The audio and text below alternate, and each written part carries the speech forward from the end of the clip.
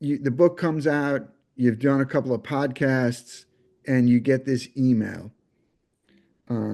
Just describe the email. A week or so ago, I received an anonymous email uh, that came from a gentleman who evidently was on the inside and was fully aware of what was going on.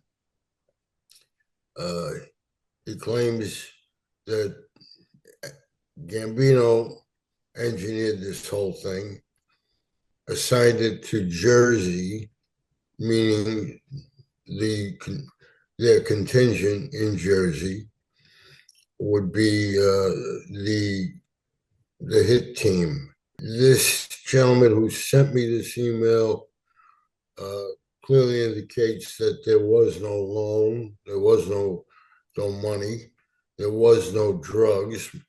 My father had nothing to do with drugs, and he clearly indicated that. He named a couple of people that were supposed to have been the people who took care of this. I don't think it's a good idea for me to name those names now. Right. I don't think it's something that needs to be done. Uh, Everybody's dead. There's nobody alive who was involved in this thing. The email seems to debunk the long-time rumors about your father's assassination. Well, the rumor is that he borrowed $4 million from Carlo Gambino. I can't believe that that actually happened. Simply because he being my father and Carlo Gambino did not get along very well. Uh, the story about him borrowing $4 million, I believe it to be a story that was planted in the media uh, as an excuse for this is why it happened. I don't believe that that's the reason why it happened. I believe it may have happened because Carlo Gambino uh, got to a point where he wanted him out of the picture. Uh, it was a thorn in his side, and he didn't see eye to eye with my father because he couldn't intimidate him Right. as he did with many other people. My father was not the type of person to be intimidated by anybody, I don't think. I honestly believe that if Gambino was in fact behind it happening, uh, in order for him to get permission to do so from the commission, which I think he would have needed, he created his own scenario that uh, put the commission in a position where they had no choice but to allow it. Another thing that never sat well with you, and understandably so, was this implication that your father was in the drug business. I knew that my father would never be in the drug business. He had too much compassion for other people than to allow that type of activity. Uh, and that went for Vito also. Vito laid down the law when he was there that there was no drugs to be used. And he got framed by Carlo Gambino. And that's clearly out there for the public in the last testament of Lucky Luciano. Uh, and quite honestly, the book indicates that Lucky might have had something to do with it too, with the framing of Vito. And at that time, according to that book, Gambino wanted to throw my father into that frame also. Explain why Charlie wouldn't allow it. Well, he had a very close relationship, Charlie, with my uncle Pat, and he felt that if something happened to my father, it would have an impact on his relationship with Pat. So as a result, he refused to allow Gambino to include my father in that frame. And now, as it turns out, Gambino, if in fact, again, it's all speculation. Uh, if in fact he engineered this whole thing, there was nobody to put a stop to it. In the FBI files, your father basically stood up to Gambino at every turn. Oh, absolutely. In particular, that time when Jerry Katina was prepared to give the Copacabana back to Gambino, and my father would not allow it. He just wouldn't stand for it. I honestly believe that Gambino may have been behind it. I'm disappointed that the people that my father was associated with uh, didn't stand up to this situation and try to put a stop to it. Right, right, There's no doubt in my mind that they had to know about it. If it went in front of the commission, there were people there from the Genovese family that would have known what was happening, right, and they should have put a stop to it. right. And now I'm just gonna point out a couple of things from the email. First of all, it starts off saying Carlo actually feared Ryan and did everything he could to diminish him in front of the commission. Do you think something like that rings true?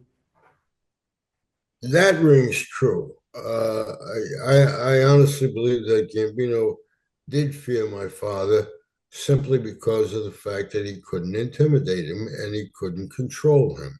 You know, there was a time when my father said that Gambino wanted uh, to be known as the boss of bosses, Right, where there clearly should not have been a boss of bosses.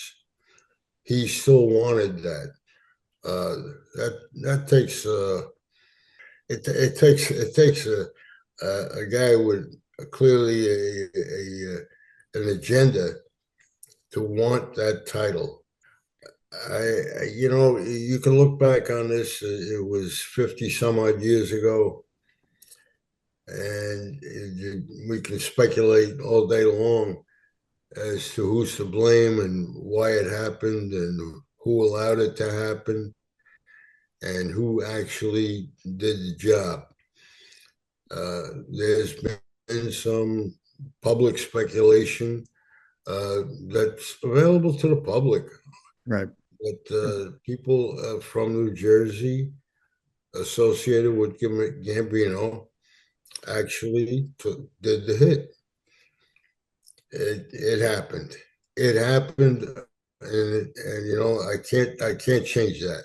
Right, right. I live with it every day that it did happen, and it shouldn't have happened.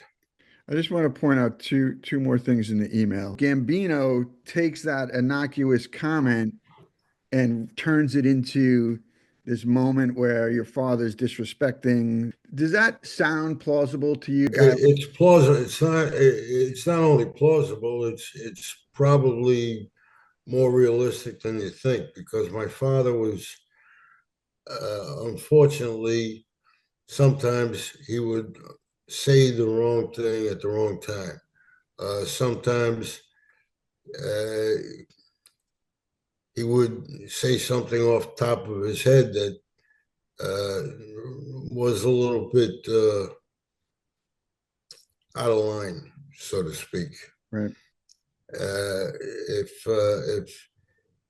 if Gambino could take a simple innocuous statement like that and turn it into a murder, it's amazing that something like that could happen. Towards the end, he says, "My hope is he only knows his father was no junk dealer." I never even thought to question that with Vincent Giganti or Dominic Alongi or Mario Giganti. And I spoke to all three of them.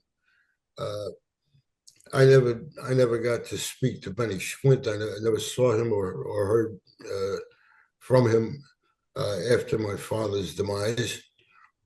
Uh, but even in the conversations that I had with these other three fellas, I never even dreamt of questioning that because I knew better. Right. I also knew that he was not involved with drugs, Right. and it was a foregone conclusion. As I said in the book, 3 months before this happened, before he was killed, he sat me down and told me that he was being framed for a drug deal. So, if you piece all these little things together, uh, it all comes back to Gambino. To me, reading that email, it sounds like the guy who sent it was a made guy. That email came from a guy who was on the inside. He claims to have been a made man in the Genovese family, and I tend to believe him simply because of what he is stating in that email could only be done by someone who knew what he was talking about. Right. Right. There's no guesswork in that. Right. I don't know who he is. I have no idea. I may have met him at a time, a long time ago, but I don't know. I couldn't even put a name. I couldn't put a name to him. One other thing, going back to the email now, based on this new evidence, it did not come from Chin. Yes, I was relieved that it did not come from Chin. I would be very disappointed if I thought that it was uh, brought about by Vincent or Tom Alongi or Mario, for that matter. I mean, these were guys that grew up with my father. My father worked with them as kids. He worked with Vincent Gigante as his manager when he taught him how to fight. And then, It's a there's a very fine line that exists in that world of whether you live or whether you die. yeah, And there are people that you go out to dinner with on Saturday and then you bury them on Sunday.